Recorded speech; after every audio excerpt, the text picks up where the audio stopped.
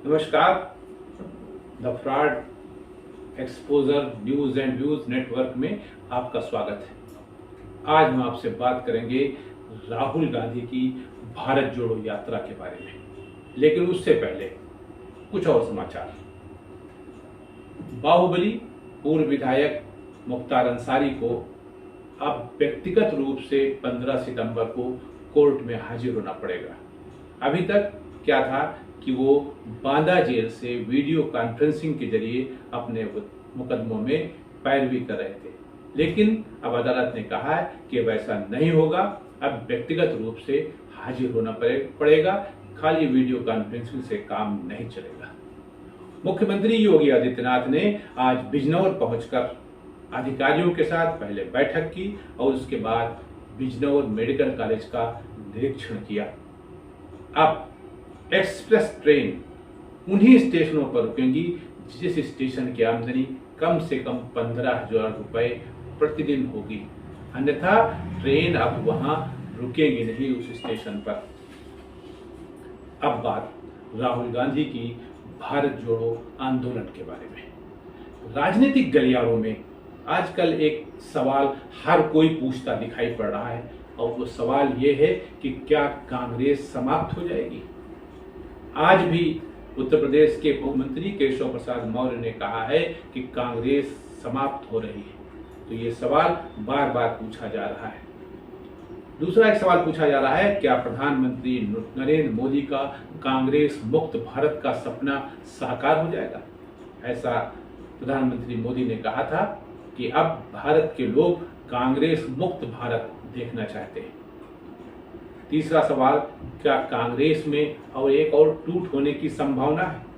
ये कुछ ऐसे सवाल हैं जिनका उत्तर न केवल कांग्रेस पार्टी के लोग बल्कि अन्य लोग भी जानना चाहते हैं और इसका जवाब चाहते हैं। वास्तव में इन सवालों का एक जवाब है, और वो ये है कि आने वाले वर्षों में एक बड़ा जन आंदोलन होगा जो कांग्रेस को एक बार पुनः सत्ता में स्थापित करेगा। मेरी इस बात से लोग कतई इत्तेफाक नहीं करेंगे, लेकिन हकीकत को झुटलाया नहीं जा सकता, विजुअल को झुटलाया नहीं जा सकता।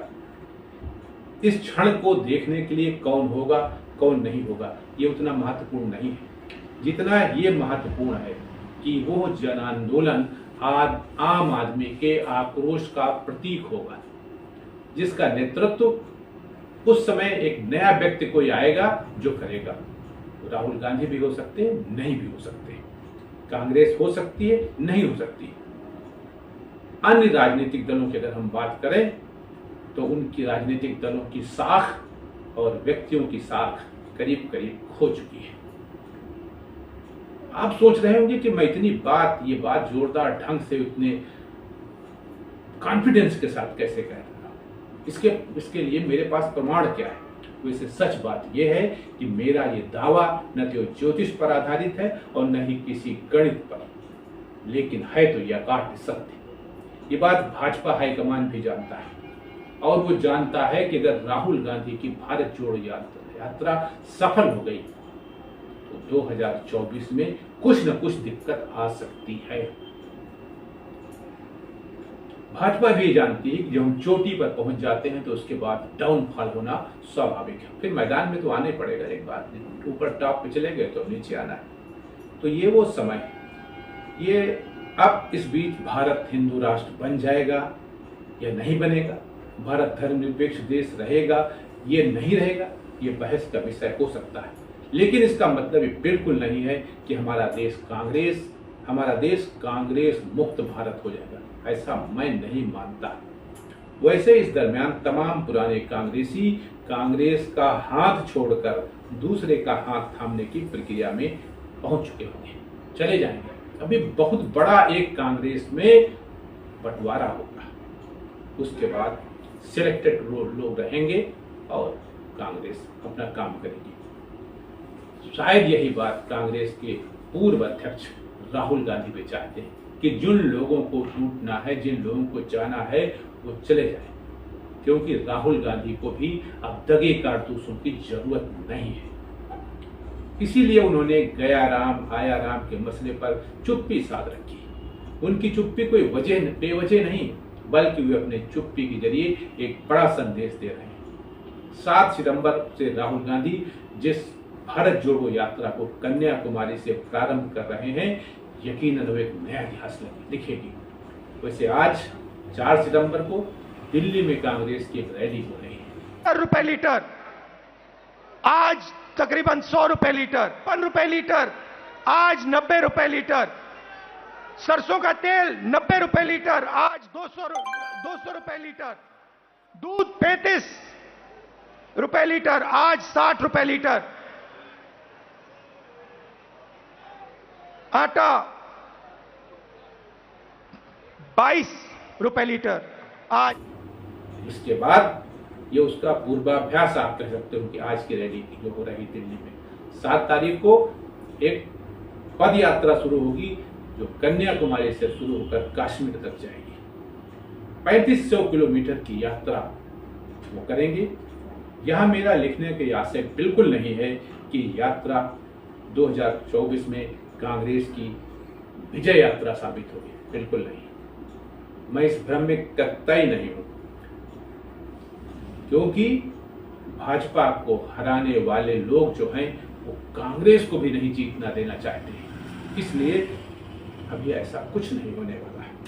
लेकिन लोकतंत्र की रक्षा करने वाली भारत की जनता क्या करेगी, ये आने वाला समय बताएगा। समय आने पर भारत की जनता पन्ना धाय की तरह एक बार फिर लोकतंत्र को दफनाने के लिए खोदे गए गड्ढे में तानाशाही को दफना देगी। ये काम उसने उस समय भी किया जाता था जब देश पर आपातकाल लागू किया गया था और लोगों के मौलिक अधिकारों को बर्खास्त कर दिया गया था। यह भी एक बार फिर होगा, समय आएगा।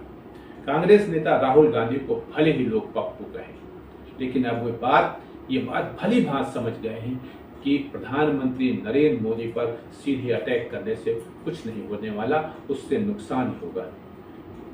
यही कारण है कि वे अब उन मुद्दों को उठा रहे हैं जो आम आदमी को छूते हों, आम आदमी को जोड़ते हों। इसीलिए उन्होंने जब तमाम वरिष्ठ कांग्रेसियों ने कहा कि कांग्रेस जोड़ो आंदोलन शुरू किया जाए, पदयात्रा शुरू की जाए, तो उन्होंने कहा नहीं, भारत जोड़ो पदयात्रा, और इसमें कांग्रेस का झंडा नहीं बल्कि राष्ट्रीय झंडा लेकर लोग चलेंगे, क्योंकि राष्ट्रहित सर्वोपरि है, ऐसा वो समझ चुके हैं। और ये ऐसा हित है जो सीधे सीधे आम आदमी को कनेक्ट करता है। प्रधानमंत्री नरेंद्र मोदी के ऊपर अटैक करने के बजाय राहुल गांधी का फोकस महंगाई, बेरोजगारी, किसानों और नौजवानों से जुड़े मुद्दे होंगे इस यात्रा में।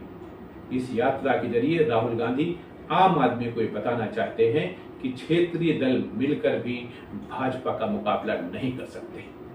इसलिए अगर भाजपा को हटाना है, भाजपा को हराना है, तो कांग्रेस का साथ देना होगा, क्योंकि कांग्रेस ही स्वतंत्रता आंदोलन से निकली पार्टी है जिसकी अपनी एक विचारधारा है, एक सोच है, एक विजन भी है। मेरे इस विचार से लोग सहमत हो न सहमत हो ये अलग बात है, लेकिन मुझे लगता है कि ऐसा होगा। लेकिन लोगों की क्या सोच है, कुछ भी हो, लेकिन वह सच को झुठला नहीं सकते। और सच ये है कि कांग्रेस अध्यक्ष कोई भी बने, लेकिन ये जानते हुए भी कि राहुल गांधी महात्मा गांधी नहीं है, फिर भी उनको दरकिनार नहीं किया जा सकता। नमस्कार।